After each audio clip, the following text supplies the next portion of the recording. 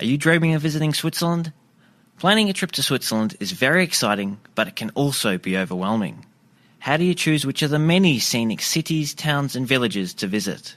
Which mountaintop excursions should you take? And what's the best way to get around Switzerland? And of course, how much of the country can you realistically see within your time frame? If you've asked yourself any of these questions, this is the podcast for you. This is the Holidays to Switzerland travel podcast, and in each episode, your host Carolyn Schonnefinger chats with Swiss travel experts to answer your most commonly asked questions, provide practical tips, and take you on a virtual visit to the most popular destinations, and of course some hidden gems to help you plan your dream trip to Switzerland. And you'll hear plenty of conversations about Swiss cheese and chocolate too. Are you ready to plan your trip to Switzerland? Well, let's get started. Hello and welcome to episode 108. I'm your host, Carolyn Schonnefinger, and today I'm joined by Tanya Deans from Swiss Family Fun. Tanya joined me back on episode 24 when we chatted about a range of different hikes from easy to challenging in the Jungfrau region, central Switzerland and Zermatt area. For today's episode, I've invited Tanya back to talk about 3 hikes that have become very famous on social media and to share with you some important information that you need to know in order to decide if one of these hikes is suitable for you. Tanya is a very experienced hiker, and in this episode, she shares her thoughts on the hike from Ebenalp to Stealpsee, the Sturs Ridge hike, and the Hardegrat Ridge hike from Hadekulm to Brienz. And she's got some great alternatives that are less challenging but just as scenic. If you plan to enjoy a hike when you visit Switzerland, whether it's one of the 3 I just mentioned or another hike, you will definitely get plenty of helpful information and practical tips from today's episode. Enjoy! Hi, Tanya. Welcome back to the Holidays to Switzerland podcast. I'm so excited to be here, Carolyn. Really nice to see you again and talk with you again. Oh, it's great to have you here. Now, would you like to start by introducing yourself and perhaps telling us how your passion for hiking in Switzerland got started? Sure. So I am originally from California and I moved to Zurich, Switzerland with my family in 2005. And I had a baby at the time. And then 2 years later, I had another boy. So I had 2 little kids and I was totally new to Switzerland, didn't speak German, was new to hiking with my kids. And we just started exploring the country. I started a blog when I first came here to share some of these things with my family and then also with other families that we met here that were English speaking, because it was really hard at the time to get information about hiking in Switzerland, especially for families. So I was always an outdoor person beforehand. I grew up camping and going to the beach a lot and just being outside a lot with my family as a child. I was living in San Francisco. We were doing a lot of hiking in Marin County and in Northern California. So that was always a part of what we did. But when we got to Switzerland, it was just completely different type of hiking. They make it super easy. There's gondolas everywhere, so you can skip all the hard parts and get right to the views. They make it super fun for everyone on the trail. So this was great as I was learning to hike with my little kids, and now they're old, they're 17 and 20. So I've gone through all the different stages with them. But as I started to share information about these hikes, I got so much nice feedback from other travelers, people that were living here in Switzerland, as well as people that were coming. So I just built this blog up, having now dozens and dozens of hikes all detailed on our website. And I just love hiking. I love being in the mountains. It's something that's great for my family and my relationship with the kids. I find that hiking is a great place to have this time outside of your regular life where you start sharing things and talking about things that you don't otherwise do. So I've just really enjoyed that. And I love sharing that with other people that maybe hiking is not really their passion, but they're excited about seeing what Switzerland has to offer and they just need a little help to get there. Yeah, fantastic. And there is just so much information on your blog about every hike that you cover. So it's amazing. And we'll include the link to that in the show notes as well. It's swissfamilyfun.com. Now, before we get started talking about these particular hikes that I wanted to chat to you about today, for anyone who is perhaps visiting Switzerland for the first time or is about to plan their first hike in Switzerland, what are some of the things that they really should be aware of? There's so many important things to consider. First, I would say there is definitely a hike for everyone. So no matter what your age or ability is, there's something for you. There's plenty of mountain viewpoints you can get to without hiking at all. There's beginner trails that are super easy. If you're coming by yourself and you're solo hiking, there's plenty of hikes that are safe, and I can give you options for that. If you have any mobility issues or you're traveling with anyone with limited mobility, there's lots of trails that are easy and obstacle free that they can go on. If you want to challenge yourself, there are so many places where you could go to mountain huts. So there's just really something for everyone. But it's really important to choose the right hike that you feel comfortable on, especially when you're coming to a foreign country where you may not speak the language, you're not really familiar with the trail networks here, and you don't want to get out of your depth. So I have a few tips for choosing the right trail. First, if you've seen a pretty picture on Instagram, that doesn't necessarily mean that's the right trail for you. So a lot of those pictures on Instagram are from really experienced hikers or people that are taking drone shots or people that have gone off trail to get a particular view that aren't really on safe trails. So you have to be really careful when you follow the advice from someone you just see on Instagram that doesn't really have a lot of details about it, even if they share the location. It's good to do a lot of research if you really want to see that particular view. But I would also say if you find a picture that you really like, there's usually really nice alternatives to see similar views without getting yourself in a difficult situation. So that's often something that I do on my website is I show you a view that everyone wants to get, and then I'll give you a variety of hikes to get similar views, something from easy, medium, and hard. So I think it's really important to be realistic about your fitness level. Also, if you're coming just for a few days, you might be jet lagged. You might not be in your prime fitness level when you get here. So also keep that in mind. There might be weather conditions that are different than you're used to. So just a few things to keep in mind. One, understand the difficulty of the trails. So if you're a new hiker, you may not really be able to estimate that very well. As an experienced hiker, what we typically look at is the length of the hike and also the elevation, ascent and descent, because that can make something that's short, say like 3 or 4 kilometers. If you're ascending 500, 600, 800 meters over that short distance, it's going to be extremely difficult.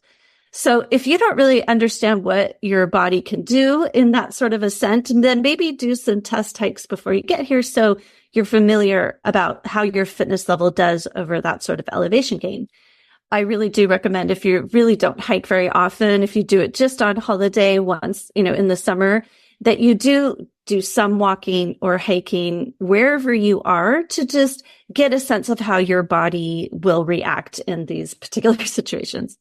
When you're looking at trails that are advertised, the system we typically use here in Switzerland is show yellow trails will be a tourist trail, so pretty easy, not super difficult. A red-white trail is a mountain trail, typically a narrow path with uneven terrain. I mean, there can be a really wide range of how difficult a red-white trail. It doesn't tell you too much about the difficulty, but typically it means it's a signed trail. It's maintained by the local mountain resort or local hiking clubs. And so you know that this is a trail that people are regularly hiking and is expected to be a normal trail. A blue-white trail I would not recommend for anyone unless you're really an experienced mountaineer. And so you'll see on the trail signs, it's a white, blue, white marking. They expect you to have mountaineering equipment with you. The trail is faint. You will not necessarily know where the trail is. So this is just not recommended for the average hiker. Besides that, there's another classification system, which is the T1, T2, T3, T4, T5. This gives you a little more detail about the difficulty of the trail, but a lot of trail maps don't really show the classification. So it's not something that the average hiker needs to worry about unless you're doing really difficult trails. And in that case, you already have the skills and you're probably not listening to this podcast. I would consider that when you're also looking at the trail, and this is what I try and do on the website, is try and see as many videos and photo stories of the trail so you know what you're getting into. You don't want to get into any situations where you feel really uncomfortable. So a lot of trails might have steep slopes to one side with no barrier or fence.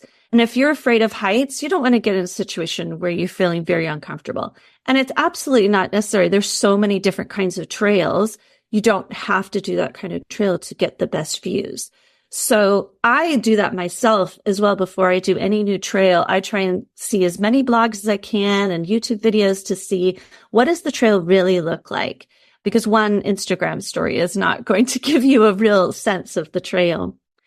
I would also properly estimate your time. So I get a lot of messages from people, and I also do travel consultations. And when we're talking about the trail, people often say, what's the shortest amount that I could do this trail in? You know, I'm a runner. I'm a really fast hiker.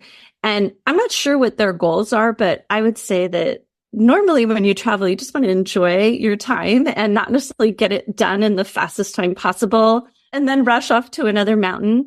I mean, if that's what you want to do, fine. But I would say normally you want to estimate maybe 1.5 to 2 times the estimated walking time to give yourself time to take photos, to take a rest, to even more time to have a picnic. Maybe you have different people in your group that go at different speeds.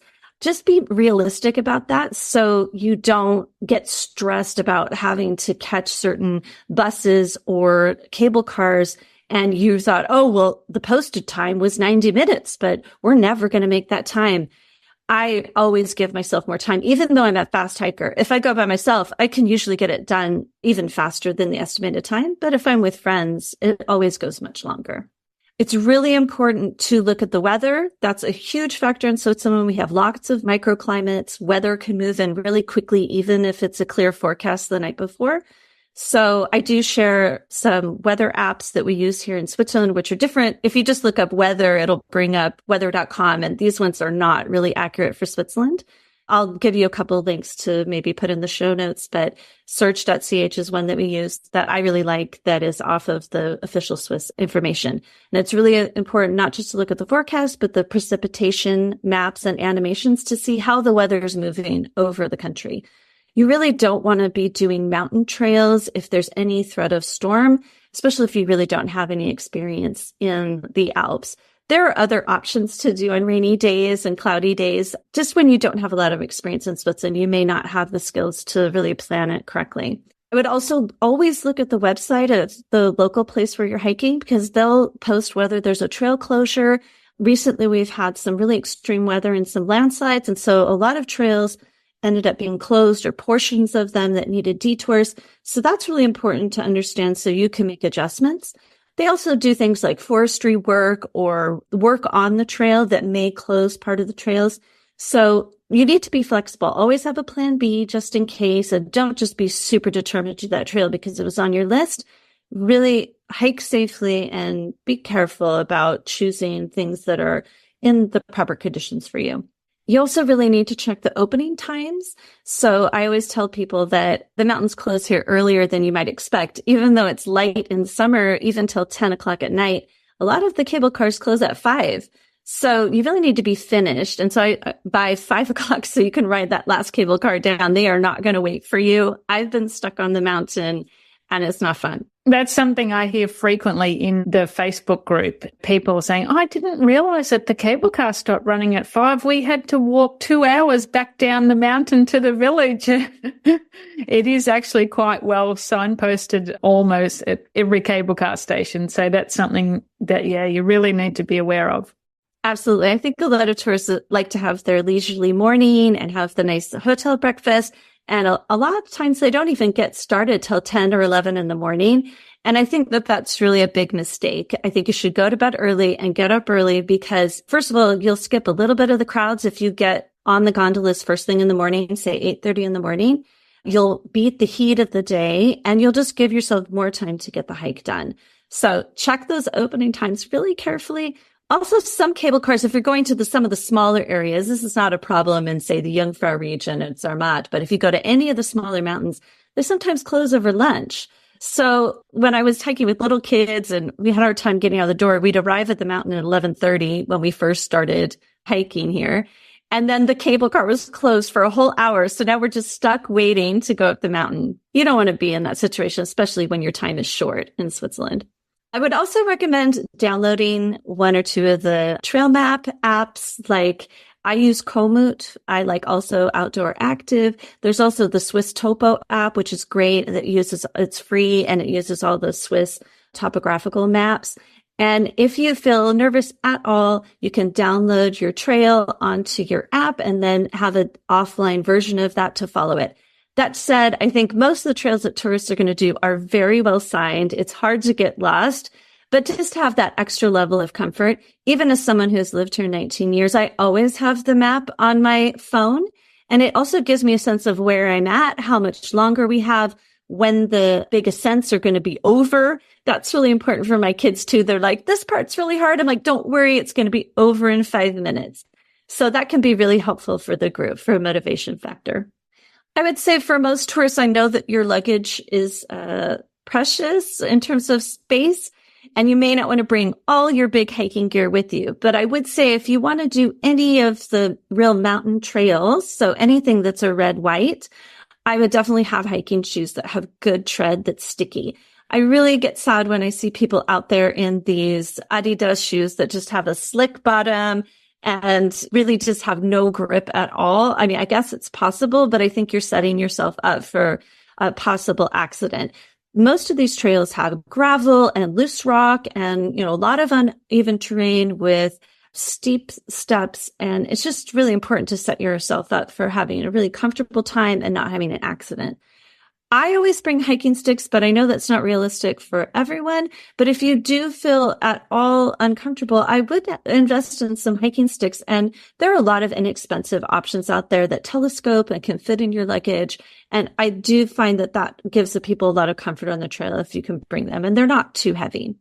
I would say always have a rain jacket because, again, the weather can change so fast in Switzerland. And even just for wind protection, or if a rainstorm comes in, it's just really nice to have the rain jacket. So even if it's a hot day, I'll just pack a long sleeve shirt that's thin and my rain jacket any day, just in case. And the amount of times where I've thought, oh, I don't need it today, that's always the day that I need it. Last thing I would say is that you definitely want to have the emergency numbers just in case. I mean, we don't want anything bad to happen, but it can happen that someone has an accident, twists an ankle, just even minor injuries on the trail. Usually you're not too far from a mountain hut or something. If you're a normal tourist that's hiking out there, you're not going way into the backcountry. But it's really helpful to have those emergency numbers. Rega is the helicopter rescue service here in Switzerland. So they do have an app where you can have an emergency signal go out from your phone, even if you don't have access to the mobile network. So that's good to have on your phone. And we always recommend, especially if you're going to do a lot of hiking, that you become a Rega patron. And it's a small fee for the year that covers you or your entire family. And then they can waive some of the rescue fees if you're a patron. And you also want to make sure that you have travel insurance just in case you have any particular medical needs while you're in Switzerland.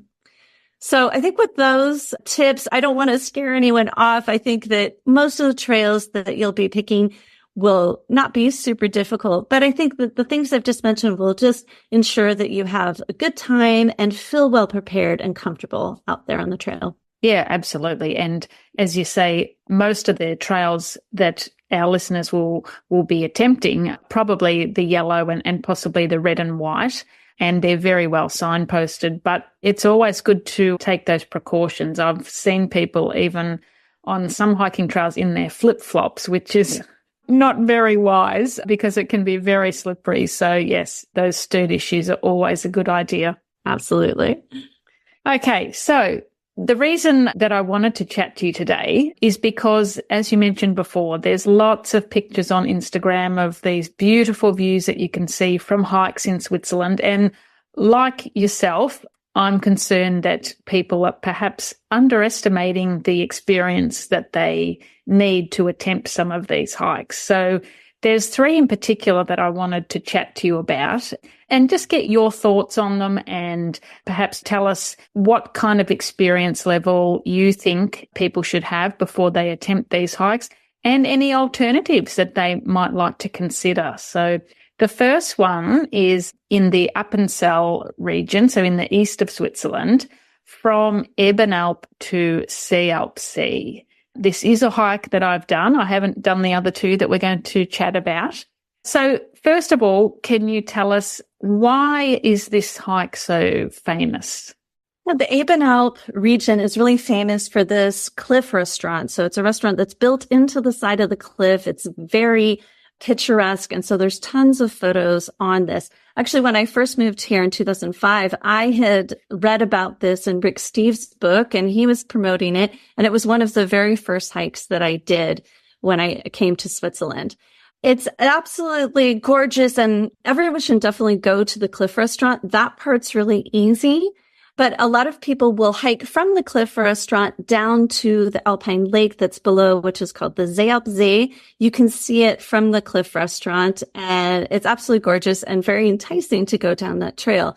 However, the trail is very difficult and it is exposed in areas and makes it quite dangerous. Okay, so what's the official classification? This is obviously a red-white trail. It is a red-white trail, and it is rated a T3. So usually trails are from a T1 up to a T5. They can go higher than that, but T5 would be very, very difficult, basically mountaineering. T3 means that there are some dangers on the trail.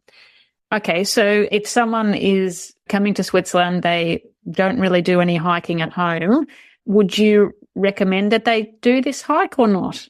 I would definitely not recommend that hike. So just to understand what this trail is like, it has lots of steep switchbacks with very tall steps. So without hiking sticks, it can be quite difficult to keep your balance as you're going down these long, tall steps.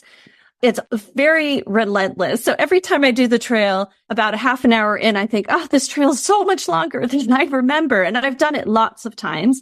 And I have done it with my young children before I really knew what I was doing. And in retrospect, I would have never taken my small children on that. And in fact, before you even start the trail, they have a sign that says, do not take small children. And if you do, you should have them attached to a safety line. So the dangers of this trail have been known for a long time. I'm a little annoyed with the local authorities that they've not put more safety features on this trail that they've done in other areas. Their attitude is that it's your own responsibility. However, in recent years, there's been quite a few deaths on this trail. So just in 2022, there were 5 deaths on that trail, including a mother and her small child who fell off the trail.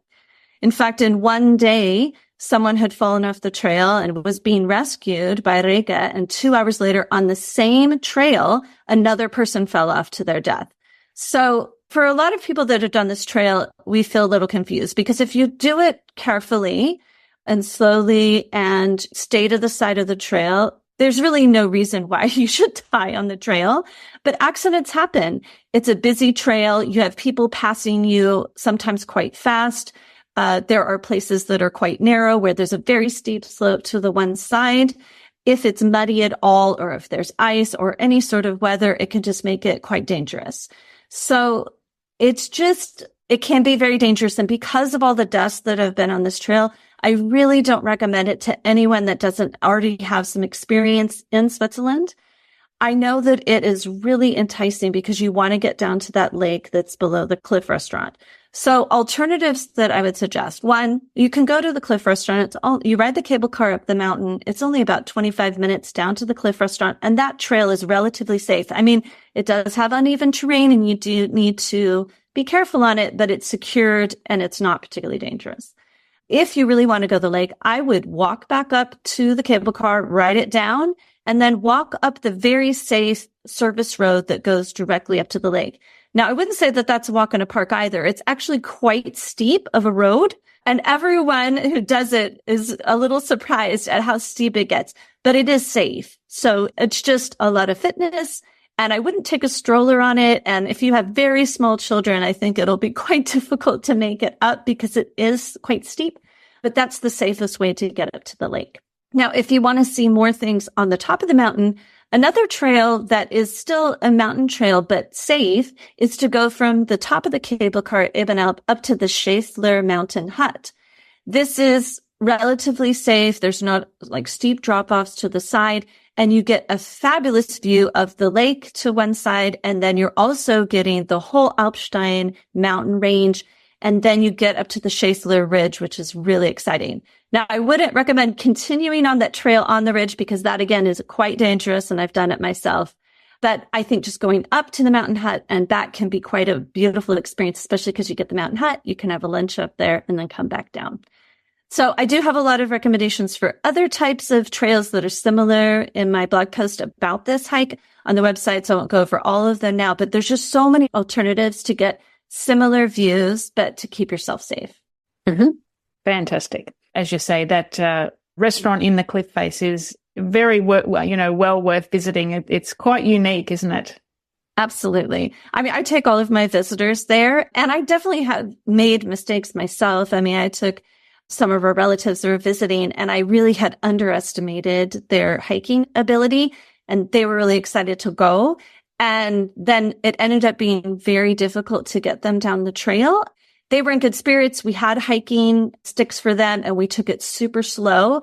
But in retrospect, what I really should have done is take them on an easier trail a previous day, just so I could understand their hiking ability a little bit better, and then judge whether that was appropriate. So, even someone like myself who's really experienced, we make mistakes, but it's really important in the moment to realize what's happening and then make adjustments on the fly to do something that's a little bit safer or to take it a lot slower than you imagined. Yeah, absolutely. Okay, so another one that seems to have blown up on Instagram and YouTube over the last couple of years is Ridge Hike, not too far from Luzern, the Störs, I think you pronounce it, Ridge Hike. Tell us about that one. Yeah, Störs has become really popular of late, and I'm probably pronouncing it incorrectly. I have no idea.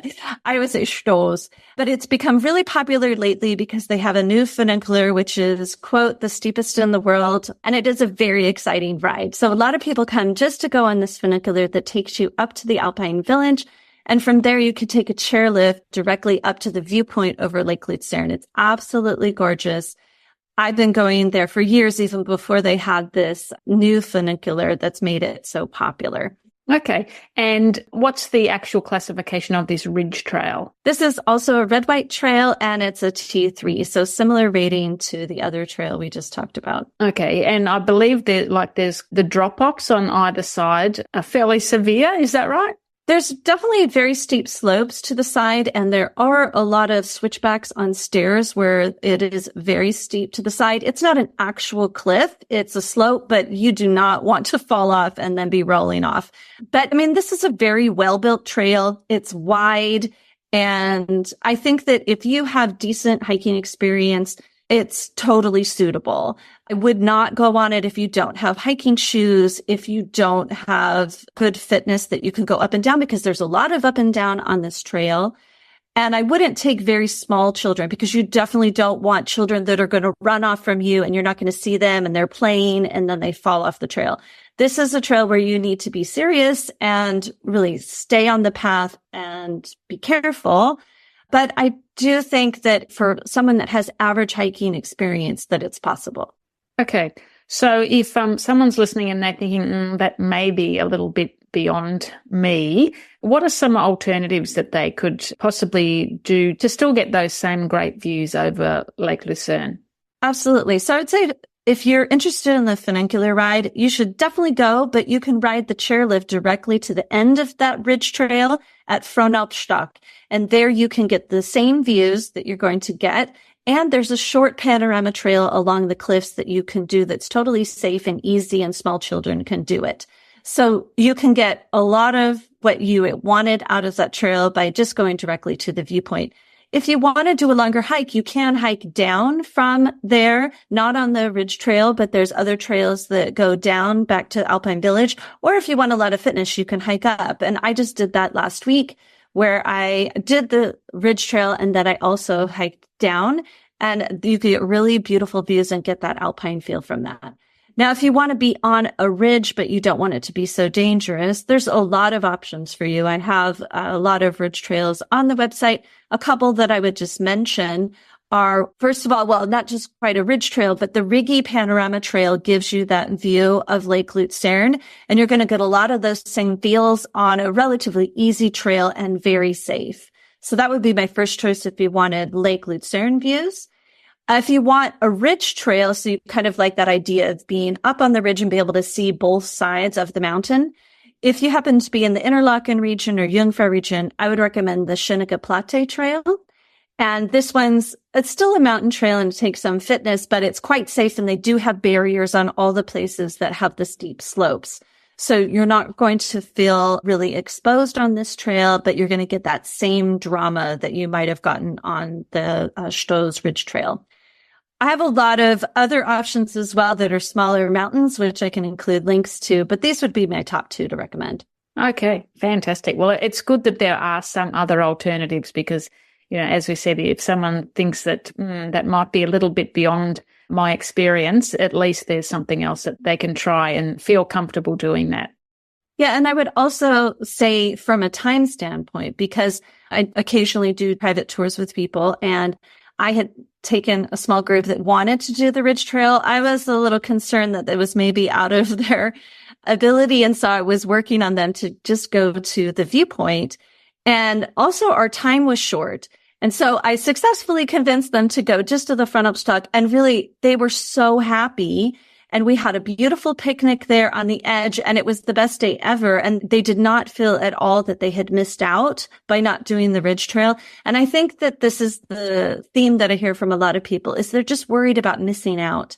And I think that as long as you're on any mountain, you're never going to have that feeling of missing out. You're going to feel like it's the most beautiful thing you've ever seen, and you'll be so happy. And doing the Ridge Trail is not going to make the difference between having an amazing day or not. Yeah, absolutely.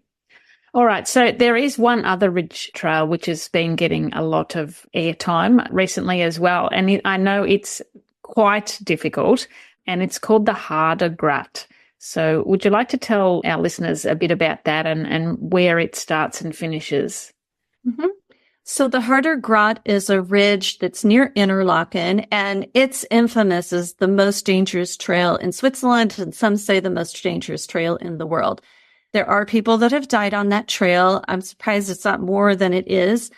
It starts kind of near Harderkuhl, which is directly above Interlaken, and it ends near Brienz Rothorn, which is at the far end, so east of Interlaken, just above Brienz village.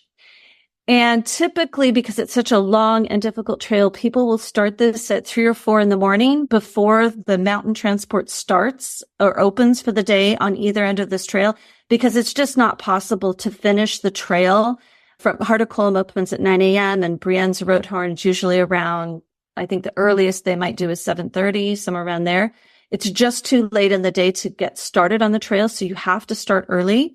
So about 3 or 4 a.m., a lot of people will sleep in their car just parked right by the trail and then get up at 3 or 4 a.m., hike up the mountain, skipping that mountain transport because it's not open. And then they'll spend anywhere from 7 to 12 hours on this trail. It's 25 to 28 kilometers. And most of it is on a blue-white trail, so rated T5 on a very, very narrow ridge with steep slopes on both sides. I have friends that are mountaineers that do ski touring. They're very extreme hikers, and they've done this trail. And when I talked to them about it, they said even this trail gave them a moment of pause, and they took it very carefully. There were people that were crawling hands and knees on the parts that are really narrow. And I think there are a lot of people that get themselves into a bad situation on this trail. There are no services on the trail. There's no water. There's no shelter, and people go in poor weather. They have the wrong equipment, And the problem is there's a lot of information and videos on social media. There's one particular video that makes me so angry of people that, they just arrived. They didn't really know what was happening. They didn't have the right equipment. Their luggage hadn't come. So they just went in whatever they had and they get themselves in a really bad situation. And I think that this is really dangerous for other people to have these examples and not really understand the true dangers of this trail. Yeah, absolutely. So you're obviously getting the views there of the Bernese Alps from that trail. Is there something else similar? I mean, I guess that Schiniger Platte one would also give you similar views, does it? Absolutely. Schiniger Platte is great for beginner hikers. You get similar views just on the other side of the lake. If you really want to be on the ridge, you have a lot of options. So the first option is to go to the Brienzer Rothorn viewpoint. So you could take a mountain train directly to the viewpoint, and without hiking at all, you're going to get a lot of the views of what you're going to get on the trail. Of course, you're with a bunch of other people and it feels more crowded, and that's why people want to go on the trail. Your other option is to do the Brienzer Rothorn Ridge Trail that goes, so that's where the ridge trail ends, this Hardergrat one. And then from there, you can continue on the ridge more east towards Luzern. Now that trail is a red white trail, very well maintained. I've done it multiple times and I think you have good hiking experience. It does have dangerous areas, but it's a normal mountain trail and most people with average hiking experience can do it. So that one is on my blog and I do recommend it for experienced hikers. And that one, you get a lot of the same views, all the drama, lots of ridge sections, absolutely gorgeous. Another option, if you are an experienced hiker and you think you can do it, you can just do half of it's not quite half, but a section of the Hardergrat, starting at Harderkulm up to the Augstmauthorn. I'm sure I'm saying that incorrectly. It's one of the peaks on the Hardergrat. It's still really difficult and it does have dangerous ridge sections. But again, it's a red-white trail. You can go up to the peak. It's still going to take you maybe 6-7 hours. But this is also hike. I haven't done it myself yet. I have plans to do it this summer. Hopefully we'll get the right weather way to do it. But it's something that is, again, within the fitness ability and technical ability of an experienced hiker, someone who doesn't want to be on a blue-white trail. And I have also a link to that I share. I have a whole post about reasons not to do the Hardergrat and then all the trails that you can do instead. And I think that if you are unsure at all about your abilities, that should be a good sign to yourself that this is not the right trail for you. And I also want to say that don't push through, just think well, I'm a tough person and I'm mentally tough and I can just push through it. That's not what we're dealing here. We're talking about real dangers. So I think pushing yourself through is something maybe you could do on a marathon where you're just saying, okay, I'm mentally tough and I'm going to get this fitness challenge through. But that's not the case when you're mountaineering because there's so many real dangers that you can't control and also accidents that can happen, especially when you're tired and you are really pushing yourself to the limit. Yeah, absolutely. Some very good advice there. So for anyone who's considering or had been considering any of those hikes, and now we've sort of perhaps given them some food for thought and maybe they'll alter their plans, do you have any other tips that you think that they should be aware of? I would say that I think that if you're coming to Switzerland, you should definitely hike. I think that's a big part of the experience in Switzerland. It helps you get away from the crowds. I wouldn't be turned off. There's a lot of places that are super popular. So, for example, in the Jungfrau region, Grindelwald Fürst is super popular. In Zermatt, the Gornergrat is super popular. And you may be turned off by, I don't want to be by all the crowds. But the vast majority of people just stay at the viewpoints. And a small percentage of those people get on the trails. So I really recommend that you do find a trail that fits your comfort level and get out on the trail, even if it's a short one, because you're going to have more of an authentic experience in Switzerland. And you're going to have this more peaceful experience on the trail. And I think that's really going to add to your whole trip. So I would just say, don't be scared by any of the things that I said. Just use those to inform your planning process And if you feel at all uncomfortable, choose something that's maybe a little easier than you think you can do to get a start, and then maybe plan the harder hikes a little later in your itinerary. So then you could just test out and see what you're doing. I would also recommend that you ask either at the tourist office or at the gondola station if you have any concerns about the trail, because they're talking to people that are hiking the trail all the time, the people that are maintaining the trail, and they can often give you advice that's really of the moment if there's any things that you need to be aware of. So most of the people in the tourist regions speak English, and they're quite friendly, and they love the mountains and they want you to enjoy it. So I wouldn't be shy. I would ask around. Yeah, that's fantastic advice. Excellent. Well, thank you so much for sharing all that. As I said at the start, it's important for people to understand that just because they see a picture of a beautiful viewpoint from a hike on social media, that doesn't mean that they should be there or they can actually do that hike. Because as you mentioned, it could be a drone shot, or it could be from someone who's an extremely experienced hiker. I will share your website address in the show notes and the links that you mentioned there, but can you just remind people what the name of your website is, please? Yeah, I'm SwissFamilyFun.com, and I'm also on YouTube at Swiss Family Fun, Instagram and Facebook. I also have an email newsletter. I have a lot of premium services, including a Switzerland guide that has an interactive map with lots of hikes on it, almost 500 items on there as well. I do travel consultations, so if you need help with like building your itinerary, especially for people that do have children, or if you have any limited mobility, or if you have any concerns about what sort of hikes you do, that's something that I can talk you through and help you pick the right kind of hikes. And yeah, so there's lots of different ways to get in touch with me and get free information for me, and also more detailed services if you need them. Fantastic. Thank you so much, Tanya, for sharing all that with us today. Thanks for having me. It was great to talk to you. What great advice from Tanya.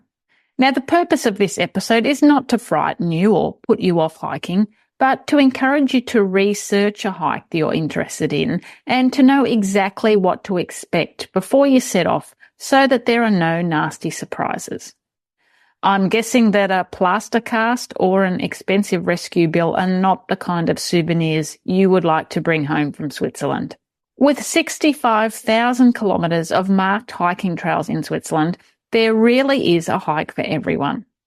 On Tanya's website, she provides really detailed information about all the hikes we've chatted about today and many, many more. So you will definitely find a hike to suit you.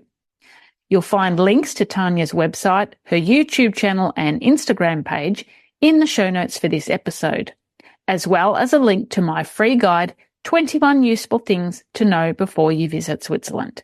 To get your copy, head to holidays2switzerland.com/episode 108. Thanks for joining me today. If you enjoy the podcast, I'd be super grateful if you could leave a 5-star rating or a review wherever you listen to podcasts. Next time, we're heading to Interlaken to discover the many fantastic all-weather activities on offer. Until then, tschüss!